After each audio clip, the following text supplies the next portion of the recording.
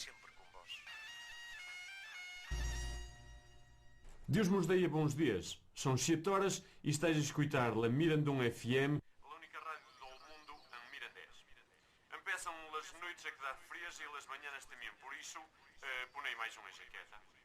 O trânsito, já sabeis, não?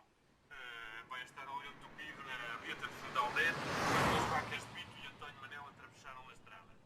Nada que vos faga descansar. Vou já poner uma música dedicada a Tiana e Tio Chico, como os escutam todos os dias. Vamos escutar dos Escalazão da Londeina, a música do Tim Limping. Ei, bonia cá que esta música é para vós! Por esta altura, deve estar a pensar que alguém se esqueceu de colocar as legendas. Mas não foi esquecimento. As pessoas que apareceram até agora não são estrangeiras. São portuguesas e estão a falar num idioma oficial no nosso país. Não é português, não é galego, nem é um dialeto do interior. É mirandês. O mirandês é uma língua de Portugal. E é uma língua porque está assim proclamada como tal pela Assembleia da República, pela lei número 7 de 99, aprovada por unanimidade e aclamação pela Assembleia da República, mas digamos que este é o aspecto político, porque antes disso já o mirandês era uma língua. Era uma língua porque tem a estrutura de uma língua, a estrutura gramatical, a estrutura vocabular e a função de uma língua, isto é, serve como meio de comunicação entre pessoas. Além do mais, é uma língua também porque se entronca numa família de línguas, que é a língua leonesa, falada ao longo de toda a Alta Idade Média, no Reino de Leão.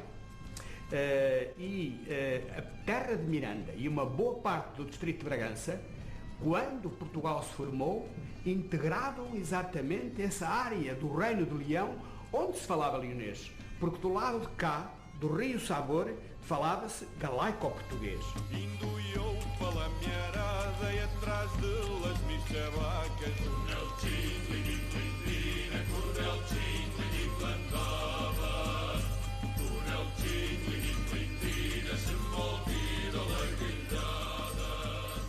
As línguas faladas na Península Ibérica, o português, o galego, o mirandês, o castelhano, o catalão, enfim, entre outras, podemos dizer que são línguas próximas. Agora, o problema é que não há uma medida para medir essas línguas, ou seja, eu não posso dizer qual é a distância que está, não posso dizer se o português está mais longe do castelhano que do mirandês. O que os linguistas têm muito claro é que há um conjunto de fenómenos, 3 ou 4 fenómenos, que permitem distinguir uma língua, que dizer assim, não, este fenómeno aconteceu ali naquela região, portanto deu origem a uma língua, e este fenómeno aconteceu. Por exemplo, no caso do mirandês, as palavras que em latim começavam por L, o som L, em mirandês palatalizaram, ou seja, deram lhe. É? 2 ou 3 exemplos.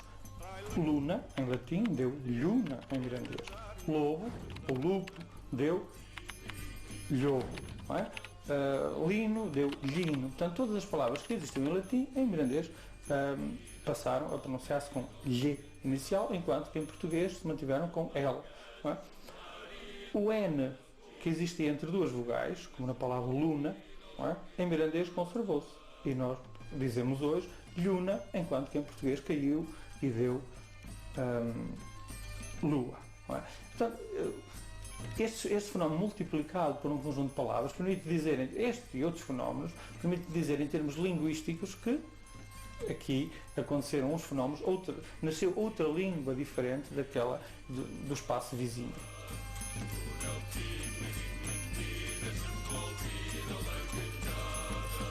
Há uma riqueza enorme da língua mirandesa. Às vezes só expressões ou palavras em mirandês nós as conseguimos compreender. É difícil compreender o sentido profundo de cerrado de uma arquitetura paisagística, só possível se eu souber o que é um cerrado e que não tem uma tradução tão próxima da língua portuguesa. Mas até acrescentamos, por exemplo, as expressões de ontem, trasdonte e trasdontonte, que a língua portuguesa não tem no seu dicionário. Em algumas regiões, talvez próxima, mas isso a nós dá-nos uma identificação clara, precisa, do tempo no espaço.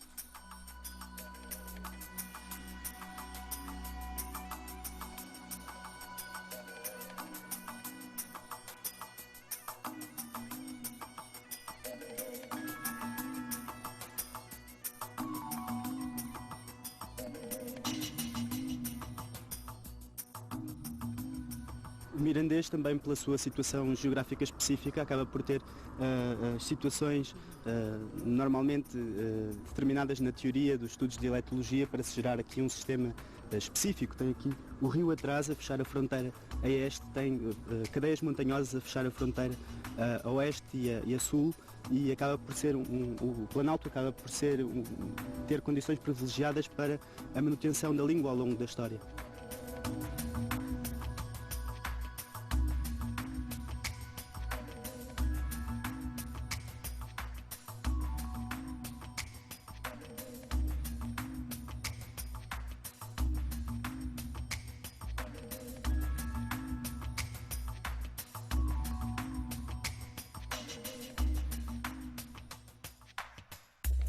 O mirandês fala-se na terra de Miranda, mais propriamente fala-se no concelho de Miranda do Douro, em todas as aldeias menos 2. E fala-se no concelho de Imioso, em 3 aldeias. Esta é a situação atual, o que dá à volta de 30 aldeias. No total é falado por cerca de 10.000 pessoas. Não há números rigorosos, eu diria que entre 7 e 10.000 pessoas são as pessoas que falam mirandês. Estamos exatamente no Nordeste transmontano. Imaginem Portugal um retângulo. Estamos no retângulo superior direito. Reparem que nós aqui somos uma área de fronteira que criou uma sociologia específica e uma antropologia social específica, portanto, devido a ser uma zona de fronteira.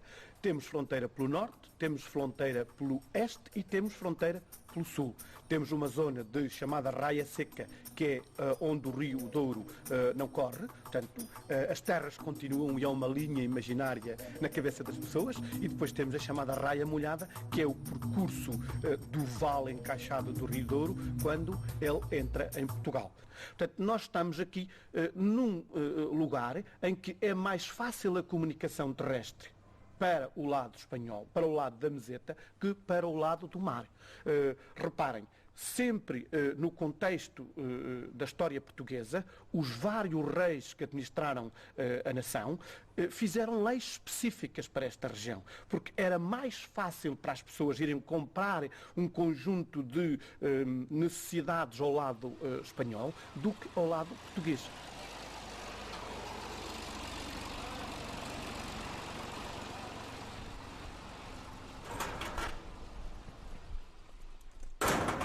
Bons dias. Bons dias a Deus.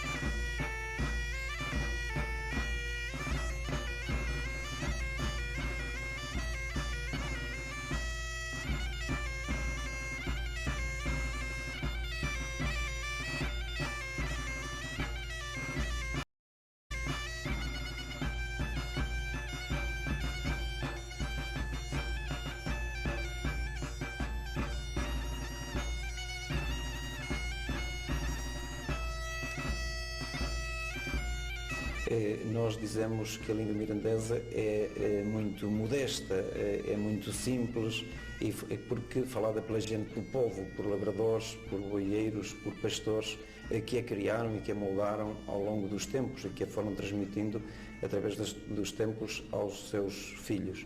Mas não é por isso que deixa de ser menos digna do que as línguas institucionais, das línguas com maior peso, porque todas as línguas transmitem da melhor maneira, as línguas autóctones, os sentimentos, os anseios, as vivências, os enunciados das pessoas que as utilizam.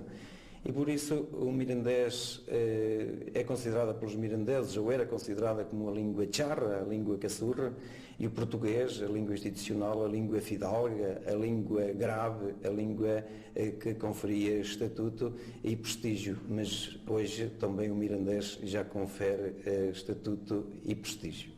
A língua chegou até nós vinda da Alta Idade Média, portanto manteve-se durante séculos só com a transmissão oral por parte das pessoas. Como as pessoas se esqueceram que isto era leonês, esqueceram-se da história, ao ouvirem falar os mirandeses diziam, bom, eles não sabem falar português, isto é um português mal falado. Esqueceram-se que aquilo era outra língua, efetivamente. E para o descobrir foi necessário que um jovem, que depois se tornou num dos maiores sábios da língua portuguesa, foi necessário que esse jovem, em 1882, dissesse isto mesmo, afinal o mirandês é outra língua. Esse jovem era José Leite de Vasconcelos, um linguista que no final do século XIX publica uma série de artigos sobre a língua no jornal O Penafidelense. O mesmo autor edita em 1900 e 1901 os estudos de Filologia Mirandesa. Nesta obra, Leite de Vasconcelos explica as origens e parte da gramática do mirandês.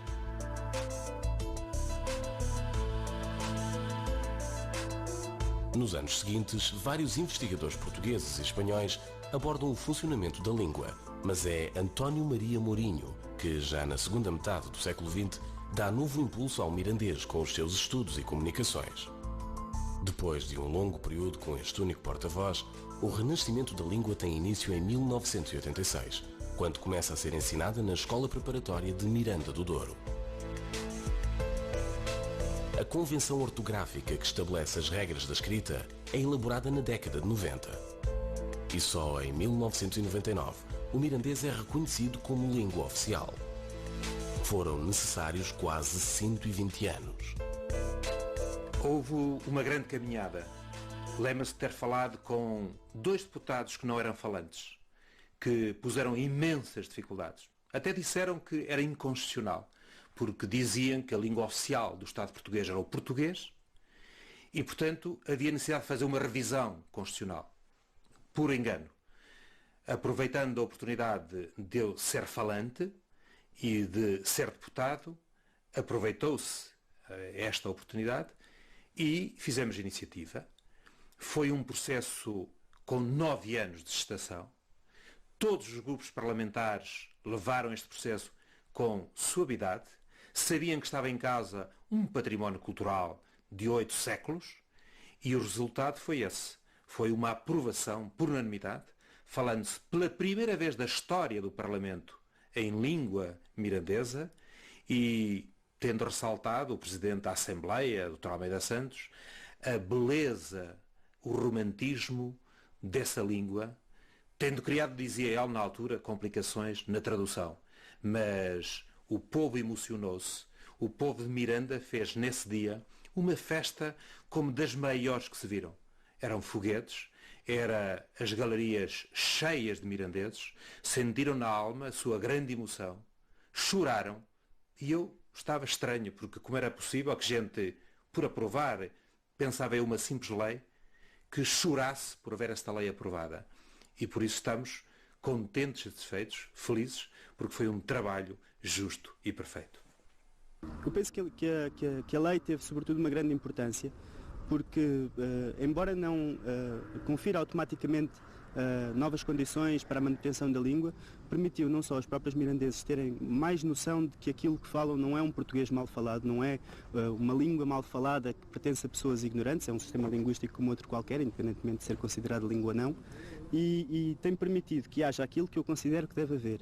Não condições para que a língua seja promovida em relação a outras línguas, mas condições para que a língua esteja pelo menos em pé de igualdade para com as línguas que estão à volta. Terão que ser os falantes a decidir se se continua ou não a falar a língua, mas têm que ter condições para isso.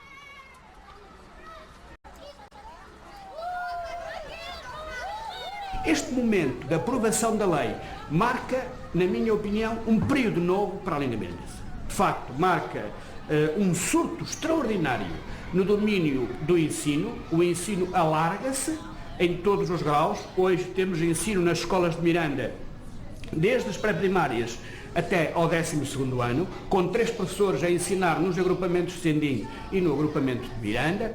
Temos ensino aqui em Lisboa ministrado pela Associação de Língua Mirandesa.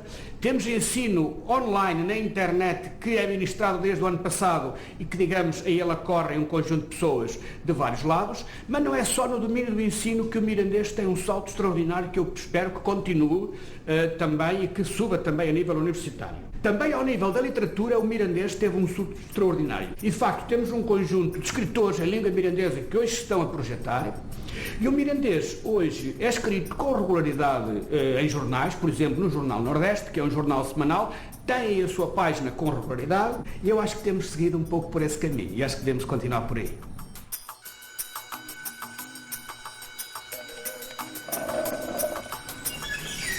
Buenos dias, então professor, buenos dias, rapaziada. Penso postos ou quê? Sim? Então, isto desce para o teste? Muito? Ainda bem. Então hoje vamos a fazer um teste. Preparados?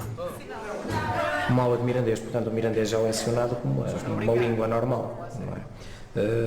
Claro que tal como o português na pré-primária trabalha-se muito à base da oralidade. No primeiro ciclo, digamos que já se ensina um pouco de escrita com os alunos, a parte da oralidade. Segundo ciclo, terceiro ciclo, já se abordam também temas relacionados também com a literatura oral e tradicional, temas portanto, narrativa, poesia, portanto, como se fosse uma língua normal. Existem mais ou menos à volta de 400 alunos em língua e cultura mirandesa, desde o ensino, portanto, da pré-primária até ao 12º ano, nos agrupamentos de Miranda e Sendim.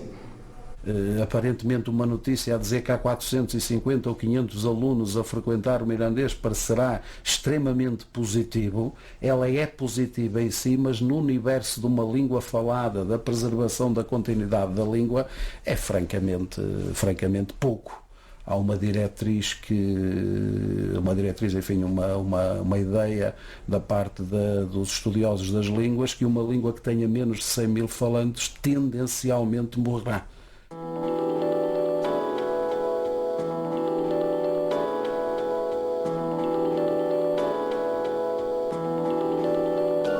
A disciplina é lecionada como uma língua extracurricular, uma língua de opção.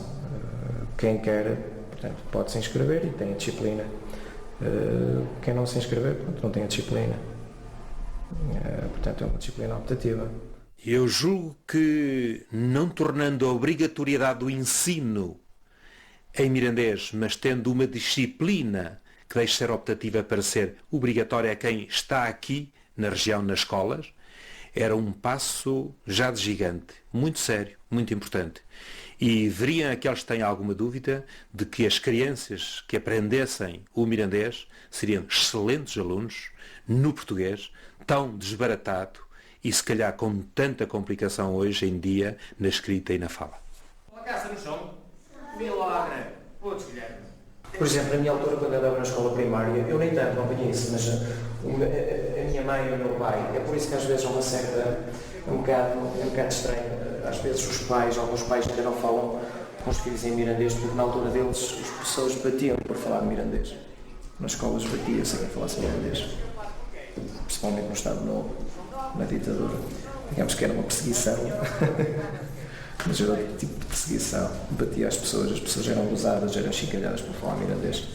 Era uma linguagem de parolos, praticamente. Não se tinha aquela ideia que se tem hoje. E a regra geral era sempre associada a uma língua rude, a uma língua do campo, a uma língua falada por velhos e velhas, não é? E às vezes isso é pouco apelativo, pouco chamativo para os mais jovens. O facto de aparecerem jovens a trabalhar na música ou a dar aulas que são jovens como eles, mais ou menos, têm os mesmos gostos, ouvem as mesmas músicas, saem e bebem uns canecos, gostam também de coisas como eles. Isso faz com que eles se identifiquem. Do que ter, por exemplo, um professor de, sei lá, de 70, 80 anos a dar mirandês, ou 50 e 60, ou falar em coisas que não são atuais. Tudo bem, eu gosto das bequinhas, mas digamos que este processo de língua do campo para a língua da cidade, entre aspas, está a ser feito mais ou menos. Nós aqui, se ensinarmos na escola às crianças que o mirandês é uma língua ancestral, que os seus bisavós, os seus trisavós e por diante falaram, que o primeiro rei de Portugal possivelmente falou, o Dom Afonso Henriques, as pessoas acabam por ter orgulho neste legado e acabam por ter também uma responsabilidade. Quer dizer, eu tenho orgulho daquilo que me deixaram, mas tenho a responsabilidade de garantir a preservação e a transmissão daquilo que me legaram. Pelo menos tão bem, ou melhor, daquilo que eu recebi. Agora, acho que já somos capazes de manter um diálogo. Sim. Sim, com algumas... Por exemplo, eu com os meus pais ou com os meus avós falo mirandês. Com os meus pais nem tanto, mas com os meus avós ainda se mantém a tradição de falar mirandês. Nas aldeias é normal falarmos mirandês com os pais e com os avós. Pois nós na cidade não estamos tão habituados. Pois não há aquela... não há aquela oportunidade de falar o mirandês. Nas aldeias há mais, porque há pessoas mais idosas, os avós, os bisavós, Porque os nossos pais não foram criados bem num seio de falar mirandês, a família não falava todos mirandês, não é? Já são mesmo da cidade. E apesar de se falar mirandês, nós cá, como estamos na cidade, vem da aldeia para a cidade, perde-se um bocado o contacto com a língua. Os mais novos apenas durante o dia, no seu relacionamento, são capazes de dizer 2 ou 3 frases circunstanciais, mas não há uma prática cotidiana da língua. E eu acho que não podemos brincar com algo que é muito sério, que é uma língua em vias de extinção. Uma língua que enfrenta dificuldades para continuar, está-se a produzir literatura, estão-se a produzir conteúdos para tentar preservar essa língua, mas há que ser realistas e encarar realmente, ou se ensina o mirandês com um currículo adequado, ou então estamos apenas a prolongar uma agonia, enfim, a obedecer um pouco à moda, uma tendência que nos últimos tempos tem sido interessante e pouco mais, não é?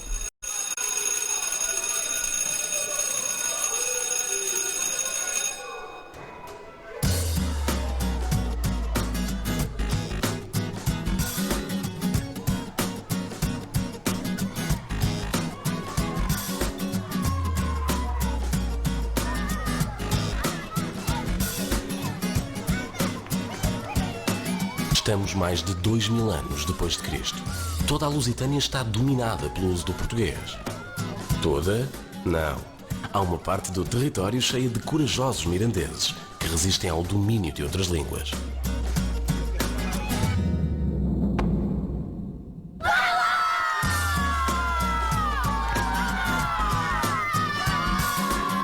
Este podia ser o início da história do mirandês, mas, na verdade, é uma adaptação livre de outra história bem mais conhecida. Toda a Gália está a bonito com este jeito grande, jeito curto. O que estás a ler? Estou a ler o Asterix Gaules. Este é o primeiro livro de banda desenhada feito em mirandês. E pois é, eu quero ler. Dentro do surto de literatura ou dentro do surto literário que o mirandês tem vindo a viver, há um elemento que eu penso que deve ser referido. Não apenas a recolha das tradições e das poesias tradicionais, dos contos tradicionais, mas também a escrita de poesia e contos e outra ficção originais. Mas também tem vindo a ser feita uma aposta extraordinária nas traduções. O que, aliás, é normal em qualquer língua que comece a entrar nesta fase literária, as traduções desempenham sempre um papel muito importante. E o mirandês também não tem sido, digamos assim, exceção à regra. Nesse sentido, teve algum impacto público, creio eu, a tradução dos volumes de banda desenhada do Asterix, o Gaulês, e depois o Grande Fosso, portanto, 2 volumes que, digamos, popularizaram o mirandês juntamente com a popularidade que este herói já tem.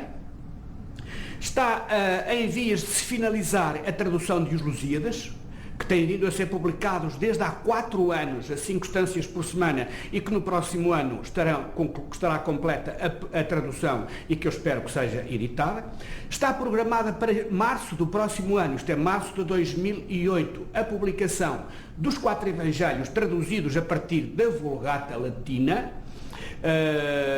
e tem vindo a ser traduzidas todo um conjunto de outras obras, nomeadamente de escritores portugueses, em particular de Fernando Pessoa, de Miguel Torga, de Camões, outras obras de Camões, mas também de um conjunto de digamos, escritores estrangeiros. Biki. Não. Esta palavra não é mirandesa. É o nome de um programa informático desenvolvido por uma empresa americana que quer criar um curso de mirandês pela internet. A ideia parece estranha, o que levará os americanos a interessarem-se pelo mirandês. A resposta é simples, o mesmo que leva um japonês a estudar esta língua. Eu ensino português lá no Japão, que estou a estudar linguística portuguesa e linguística românica, que recentemente mirandês entrou dentro do meu projeto. Desta vez, para esta visita, é um tipo mais preparativo, com a ajuda de algumas pessoas, de fazer o recolha de fala natural do mirandês. Esses dados são, depois de gravado devidamente, que depois devidamente vai ser transcrito para a análise morfológica e também do ponto de vista sintático. Uma impressão que eu gostava de expressar aqui é que esta terra é realmente, em todos os sentidos, riquíssima, de começando língua até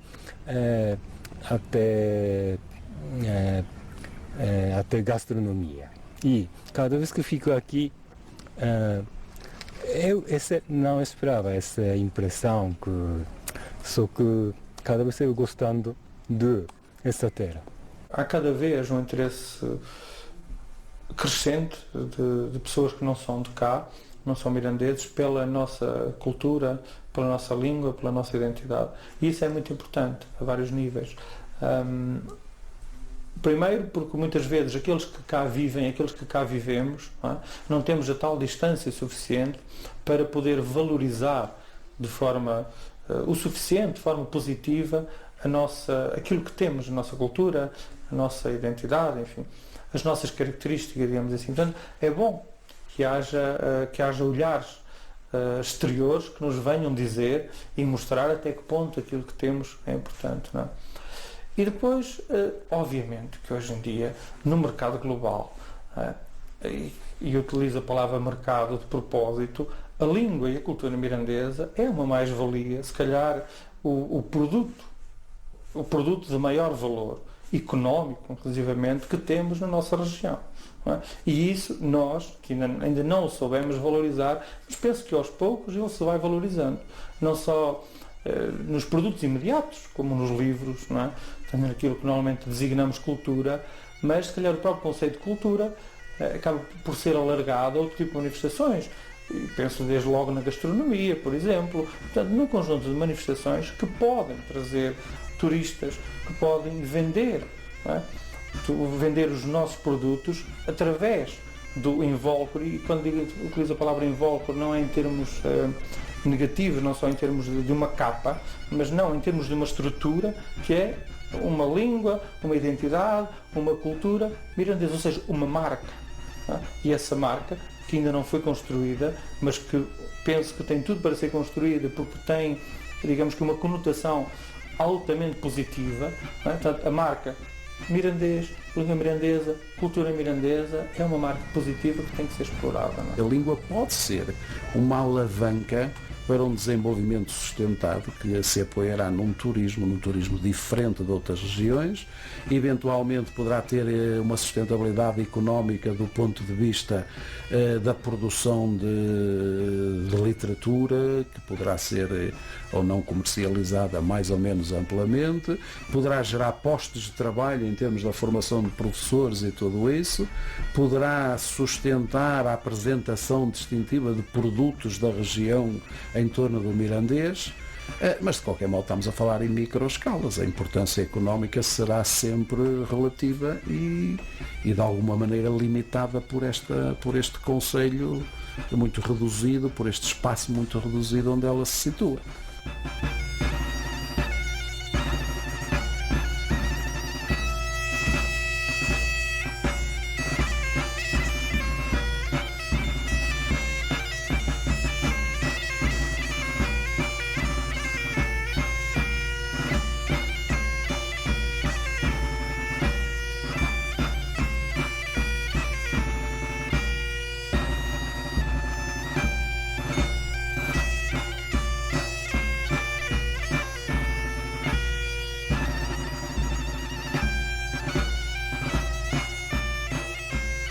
Para além do interesse científico no estudo desta língua minoritária, outro dos motivos que atrai investigadores estrangeiros a Miranda do Douro é o lado político da questão.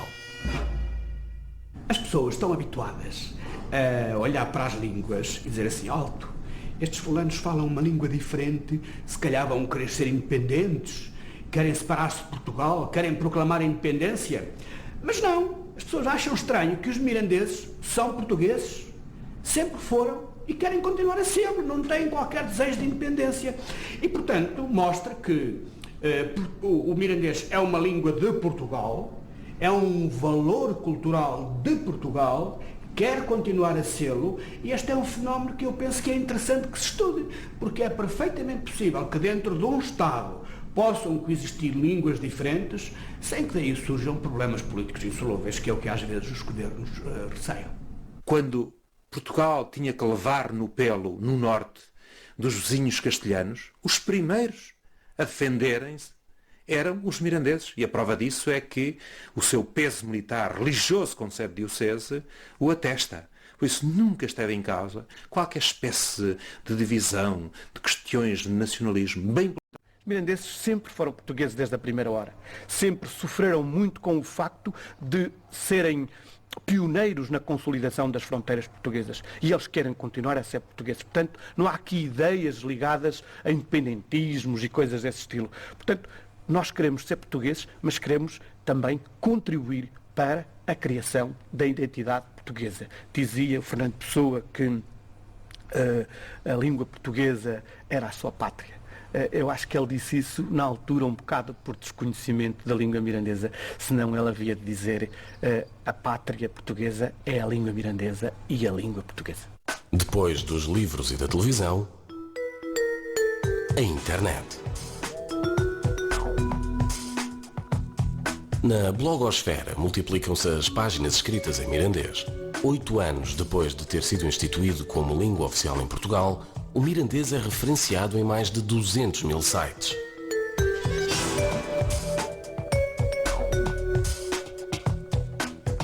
Textos de estudantes, historiadores ou simplesmente de cibernautas originários da região navegam diariamente para fora dos limites do concelho à velocidade de um clique. Eu acredito que hoje em dia, com o mirandês presente na internet, com o mirandês presente nos computadores, com o mirandês a ter cursos de mirandês, digamos, virtuais, entre aspas, porque estão na internet, acreditamos que o mirandês agarrou uma oportunidade, que é a oportunidade de futuro, que é a possibilidade de transmitir a língua através dos mecanismos mais avançados que existem. Portanto, eu acho que isto é uma promessa de futuro, é uma promessa real, e acho que se vai no bom sentido. O mirandês, digamos que é uma herança extremamente ancestral, mas está a saber agarrar as ferramentas mais modernas e mais atuais para poder sobreviver e, sobretudo, transmitir-se.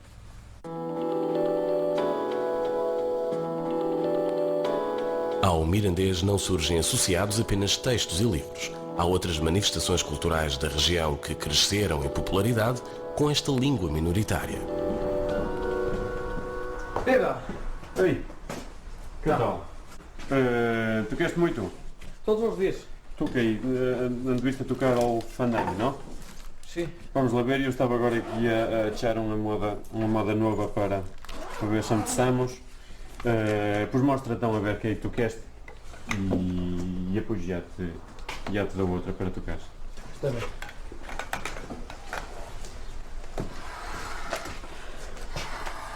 E as aulas, que tal? Olha arriba. Tive um teste hoje. E que tal? Correu bem. Sim.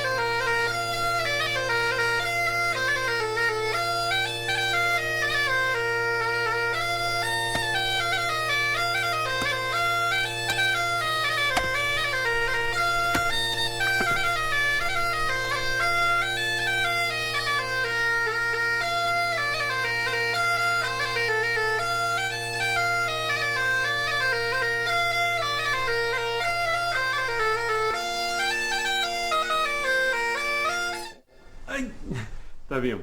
A música havia de ser um cachico mais dançável, queda um cachico morta.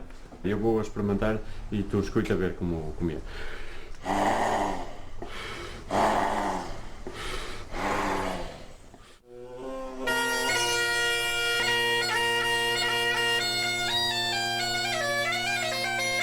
Gaitas de foles, danças com paus, cantigas em mirandês.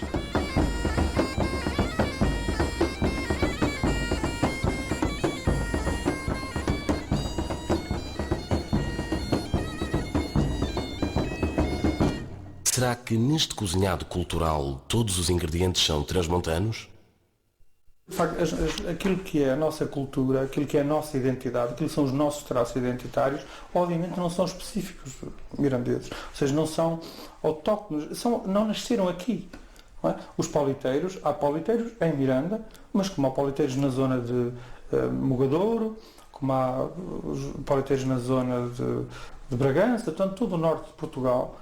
Tem pauliteiros, tem gaita de foles, o mesmo se prolonga pela Espanha dentro. Não é? E encontramos ainda hoje, com a mesma formulação, os mesmos 8 bailadores, o mesmo conjunto instrumental de bombo, caixa e gaita, noutros lados substituída por outros instrumentos, naturalmente.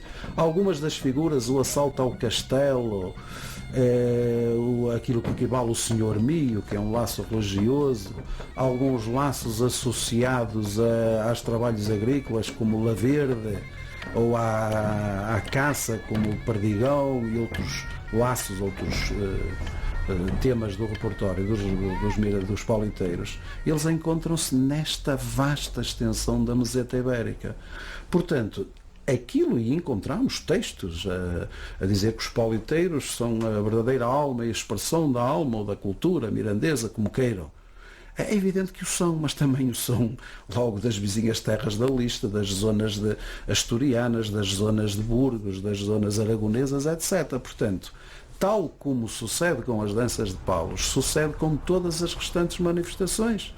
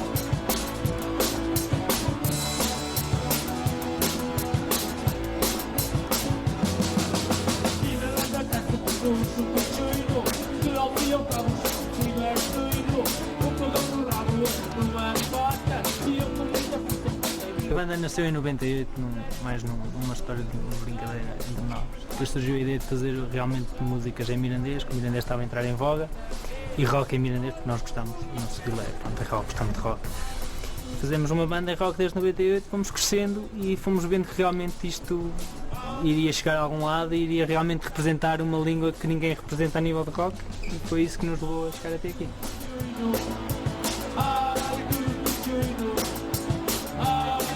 Nós costumamos ensaiar e passar muito da nossa veia musical num estábulo, pelo simples facto que digamos, um fator inspirador para este estilo de música.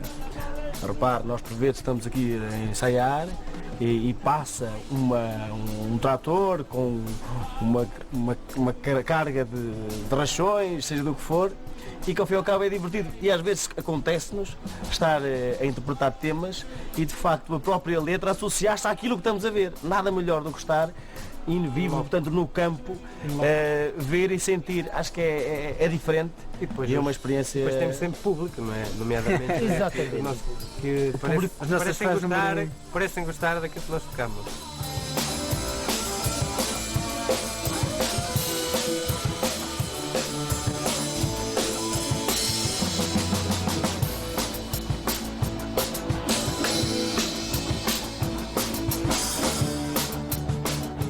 Pondo em conta que a oralidade é de facto o veículo de transmissão de mais fácil transmissão, também nós pela música queremos também que as pessoas vão ficando com as nossas músicas e que pretendemos é que os jovens, e isso vê-se também nos concertos ainda bem, e eles sentem e também vão cantando e é uma forma deles também falarem o mirandês e não se esgotar o mirandês. Portanto, nós achamos também que a nossa música poderá influenciar positivamente que o mirandês se mantenha.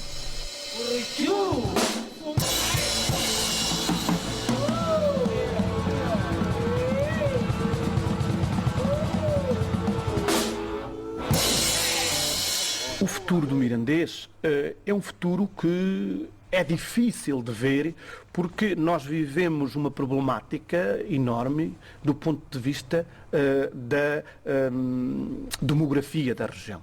E é uma demografia que não afeta só a região de Miranda, que afeta praticamente toda a região do interior de Portugal e também de Espanha.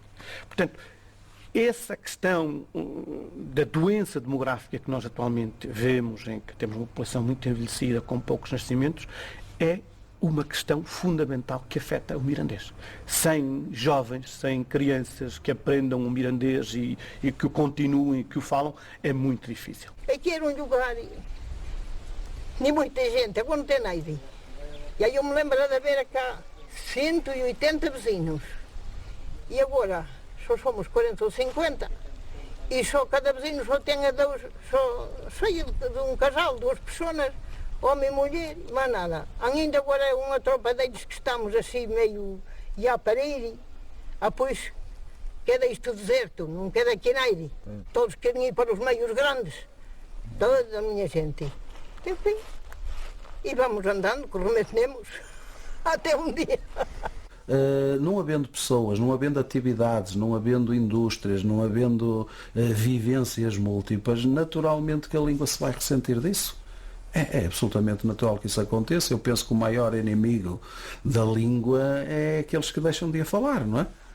E se calhar também são as pessoas que, não se revendo na língua, não a assumem como algo que deveria ser conservado. Isso também acontece aqui.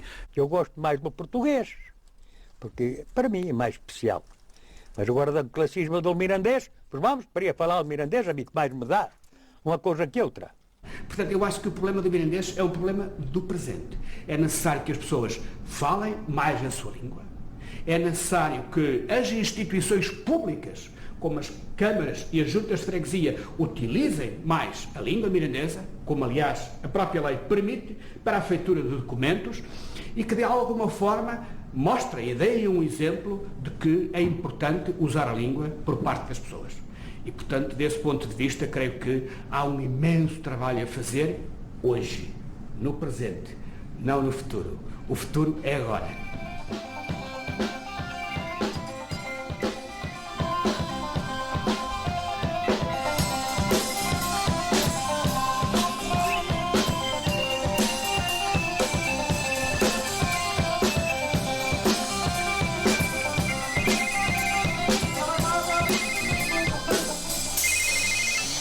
Então que se passa-lhe para trás? Desculpa-me, fui eu. Pus o telemóvel no foste tu, não te atrapalhes, rapaz. Homem, não vais ser por este que o Gustavo vai venir abaixo.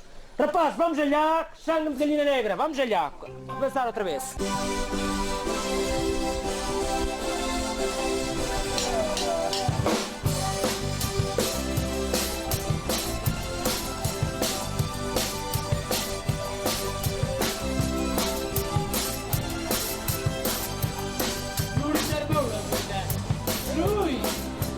Devi de escapar, viva toda a lua, que dava a burlar. Por la terra segura, suja festa, dava o sinal, e la rua, na segura, que fazia a final. Yeah!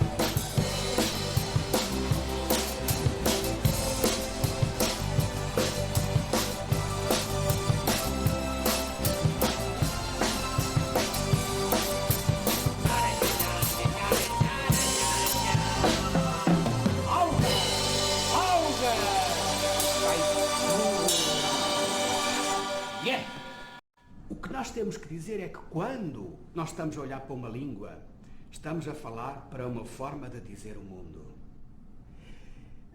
Eu, quando nasci, aprendi o mirandês, aprendi o português mais tarde. E acontece que ainda hoje, apesar de eu ter 57 anos, cursos universitários, muito estudo, influência em português, há um conjunto de coisas que eu não sei como é que se dizem em português. Mas que em mirandês sei como se dizem. Sei como se dizem as ervas do campo, por exemplo, onde eu criei e vivi, e que os meus pais me ensinaram. Mas não sei como é que se dizia em português. Mas quem diz isso diz outras coisas. Isto é extremamente importante.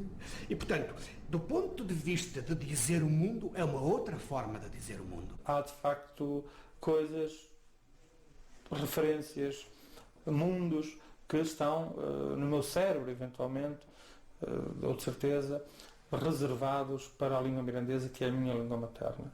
Mas não parece que ela possa colidir de forma conflituosa com o português. Penso que vivem de forma harmoniosa. E possivelmente nos sonhos encontrar-se-ão as duas línguas. Isso obviamente poderá também depender das personagens que eu convoque para esses sonhos, não é?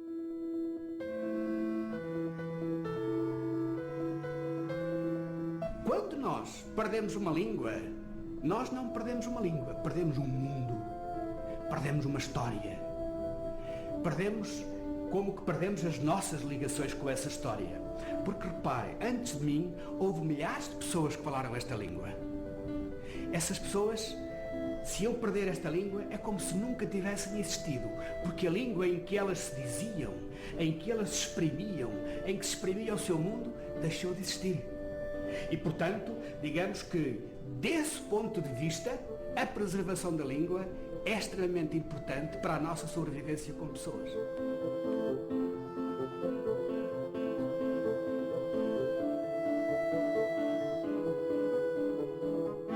Eu sonho em mirandês. Como é que eu vou, em que língua é que eu vou sonhar a seguir? Isto é muito importante. E, portanto, parecem coisas que não são muito importantes, mas são coisas que têm a ver com a vida. São coisas que têm a ver com a essência das coisas. Porque eu preciso do sangue que circula nas veias para viver. Mas se eu não tiver uma língua, se eu não tiver palavras, se eu não tiver um sistema linguístico, eu não consigo comunicar. E, portanto, a minha vida reduz-se. A minha vida fica mais pobre. A minha vida, num certo sentido, eu morri um pouco, ou morri bastante, se essa língua, ou uma parte dela, morrer comigo.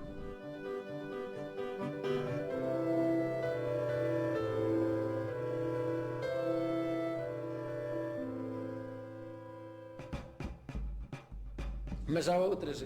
Aqui há tempos Tia Joaquina e tio António foram para o Cerrado e que allá levaram ao machico com os alforjes e saltaram ao buqueiro e seguramente deixaram aquilo aguilhada e las remolachas, mas viram ao boi zampar-se na vaca e perguntou-lhe António, era António, a Joaquina: "Bom, e como é que o boi sabe que a vaca está touronda?" E responde-lhe assim ela: "E é pelo cheiro."